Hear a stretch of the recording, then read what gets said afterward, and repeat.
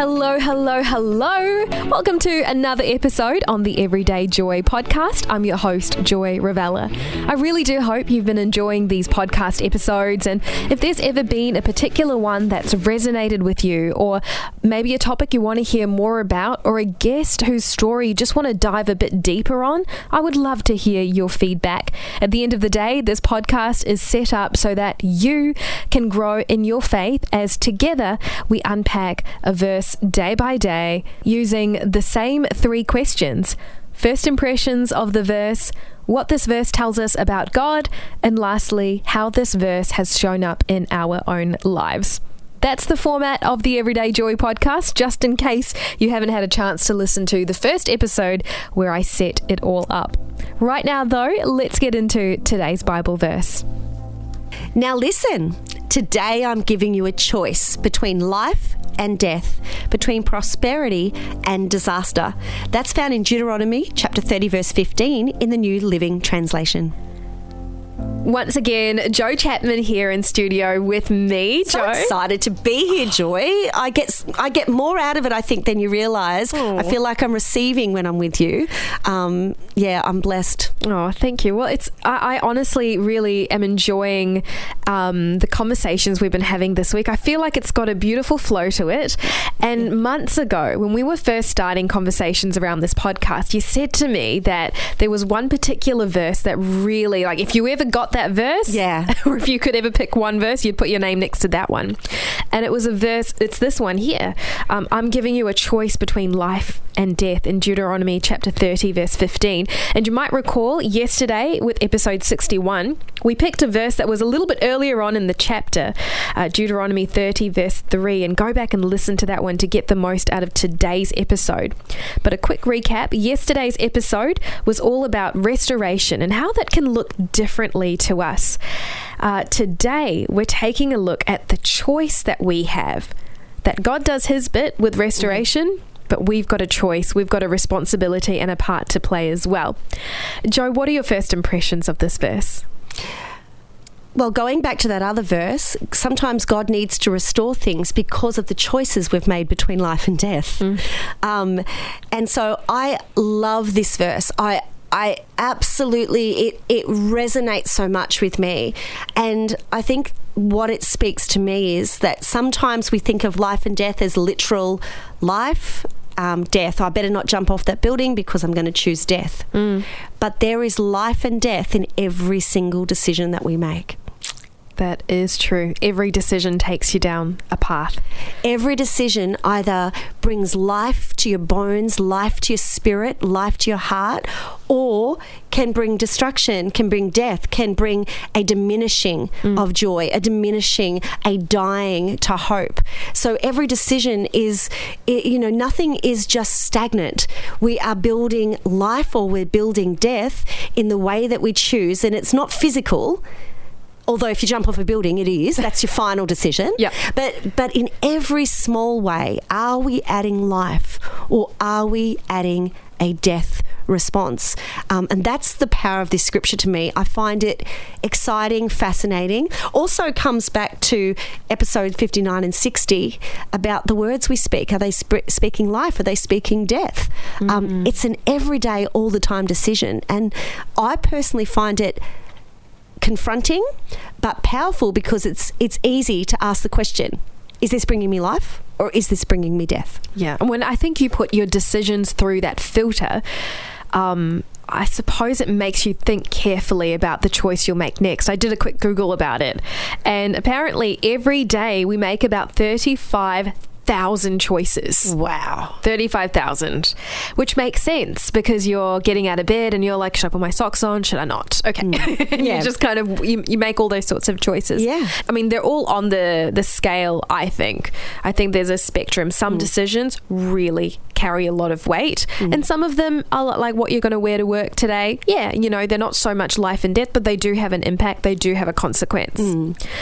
What are your thoughts around what this verse tells you about who God is or what matters to him? Well, the verse starts with, now listen. So I would say this is important to God because he gives that, that arrest at the start of the scripture to say, this is important basically. Now listen. And it says, today I'm giving you the choice between life and death. So this is a today and in the present moment. It's not, doesn't give it to you once a year. It's not a decision that you make, marriage once or twice. It's not a decision that you make randomly. It's an everyday today decision. And I think he's very present. He's very present. Opportunity is all around us. And he doesn't make the decisions for us. He is saying it's about today. He's saying, I give you choices. And he's saying that, you have the power to make choices. We're not robotic. You have the choice to have life or death. And God is very, very present. I always think to myself, every day has 24 hours. And I wonder, what does this day look like? Be childlike. What does it look like? You've got 24 hours. Think about the decisions you make and really make the best ones. Yeah. That's such a great outlook. And I think it reflects your personality as well, because you're like a go-get-him kind of gal.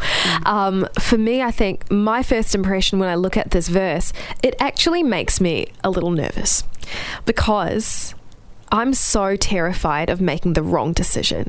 I'm often the kind of person who will sit on something for such a long time because I don't want to offend someone. I don't want to burn a bridge. I don't want to let down someone. That's like my absolute worst fear. If you know anything about the Enneagrams, I'm like a hardcore type 3 whose worst fear is people's perception of them. And so for me, when I see this verse, I think to myself, wow, God must really value my own decision-making process for him to give me the choice. And maybe I got to have a little bit more faith in myself. Maybe I need to, trust and believe in God and acknowledge his wisdom, but also maybe I just need to say, okay, I'm going to make a choice, like take the reins a little bit more. I don't yes, I hear you, and I love what you're saying, and I think that's a common thing. People are frightened of making the wrong decision. Absolutely. And I've been in that position many times. I think as I've got older, I realise it's a bit like going back to the podcast yesterday. We said in episode 61, God puts back the pieces. So he's with you. He's looking after you. We make a wrong decision, you've got an opportunity to correct it, and God restores. So the fear factor, you're not standing alone, you're not making decisions alone. God is there to redirect. It's a bit like the navigator on your car. You make a wrong turn, it reroutes and says, okay, you reroute. You know what you've done? You've taken extra time to get there, but you'll still get there. So God is the ultimate rerouter. He finds that you've gone in the wrong direction and he'll prompt you back to the right direction. But I think when you have that battle about, am I going to make the wrong decision? Am I going to, I don't want to do the wrong thing. Apply this choice between life and death. And I'll tell you a weakness of mine. I can be quite flighty when I'm passionate about something. I can shoot off that email to someone really quickly. Blah, blah, blah, blah, blah. Now I need to say, is that going to bring a life response to both me and the person and a positive life change, or is it going to bring death? Now, sometimes that correction isn't necessarily bad. I've got to put it through the filter of it's going to bring about a good result. Yeah. It's going to help both that person and me. But if I am just saying something to hurt, it's going to bring death and pain to that person, ultimately going to ruin a relationship and not bring about anything. That's a death response. So is this, and that means not physical death, but think of it in progression and destruction. What adds to me is life. What takes away from me is death. When you have to make a big decision, yes, you can have that fear of doing the wrong thing. But God is right beside you, picking up those pieces, as episode 61 said, surrounding you with his love. And like the car navigator will reroute if you take a wrong turn, God reroutes you. He'll help you get there.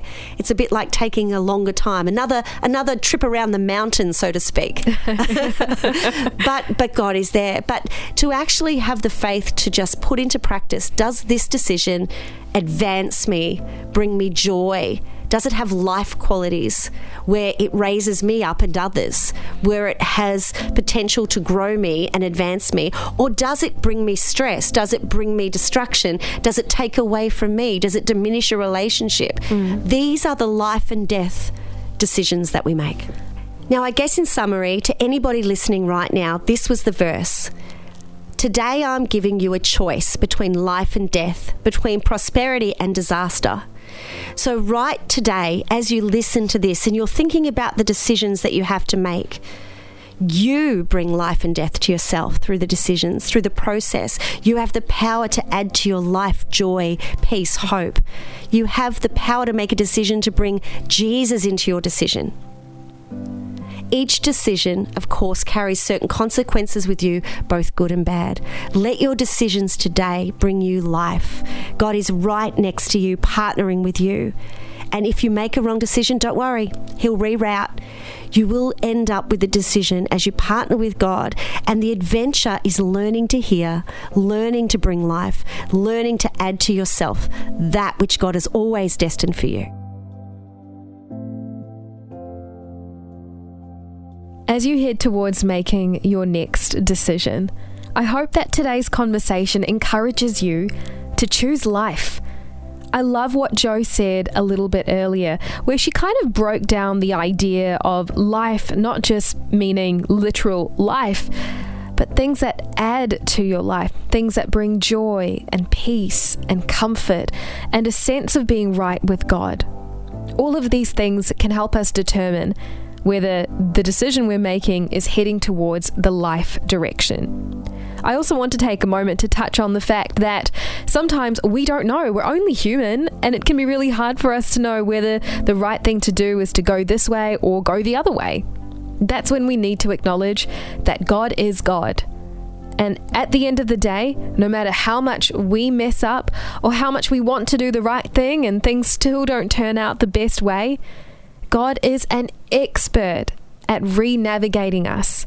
He is an expert at helping us get back on track. So whatever decision you've got to make today, I hope you can choose life, and I hope that you can trust that God is powerful enough to speak to you, to divert you, or push you ahead in the right direction. That wraps up today's episode on the Everyday Joy podcast. Look forward to catching up tomorrow.